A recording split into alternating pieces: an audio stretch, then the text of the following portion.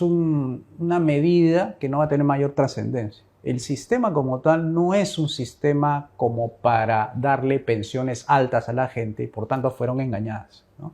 Nuestra propuesta de la reforma de pensiones implica abrir el mercado, no crear un sistema. Por ejemplo, sistema es diseño, pensamiento, acción, promulgación, leyes, obligación, descuento, obligación para los que aportan. En el mercado libre te abre el espectro así. Tienes alternativas, de repente AFP, tienes bancos de inversión, tienes aseguradora, tienes seguros, etcétera, etcétera. Pero recuerden, amigos, que estamos hablando de reforma económica, porque esa es la segunda reforma que yo he hablado. Imagínense un contexto en el cual estás subiendo los ingresos. Entonces, tus aportes van a ir subiendo. Entonces, lo puedes ir destinando de esta manera. Ah, yo quiero en la AFP o yo quiero en el mercado de, no sé, de inversiones o acá o acá. O sea, tienes opciones para elegir.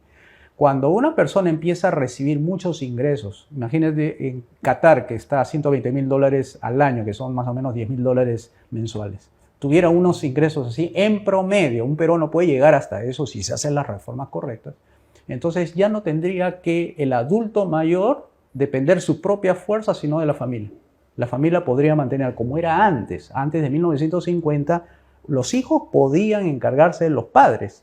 Hay una ley hace más o menos 5 siglos atrás que se llama la ley cigüeña, que era como una especie de mandamiento declarativo de que los hijos se tenían que encargar de los padres. Que eso era así, era natural, porque este sistema de pensiones aparece con Otto von Bismarck en 1879.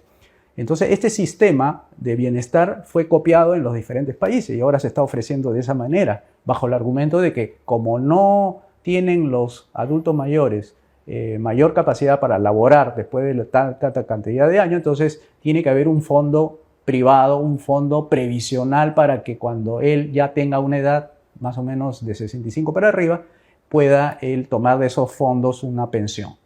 Pero nuestra propuesta es el mercado libre, quiere decir, no solamente tiene la opción de que le descuenten de forma, digamos, voluntaria, sino que tiene opciones de inversión.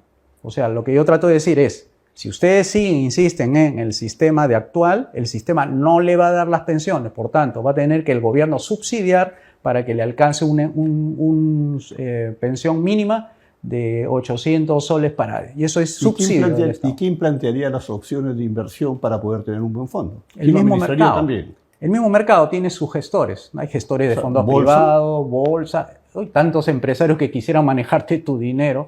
Sí, pero acá hay mucha informalidad también. Acuérdate que sí, aquí las cadenas y de todas las tramposerías que hemos visto, sí. Los que más engañados han sido la gente que no conoce. Sí, nosotros cuando proponemos las 5 reformas también estamos pensando en eso, justamente en la institucionalidad, es decir, ¿cómo hacemos justicia en el Perú? ¿Cómo hacemos para que no nos engañen, no nos roben, no nos estafen? Bueno, tenemos que tener un buen sistema judicial, articulado entre Poder Judicial, Fiscalía y Policía.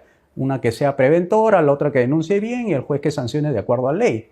Eso hay que reformarlo, porque de nada sirve hablar de economía si no tienes la parte judicial bien arreglada como para hacer respetar los contratos, los derechos individuales, vida, libertad y propiedad, de manera que la gente se desaliente de querer disuasivo en el sentido de que no va a cometer fraudes y esas cosas. Si no hay eso, no se puede cumplir lo otro, ¿no?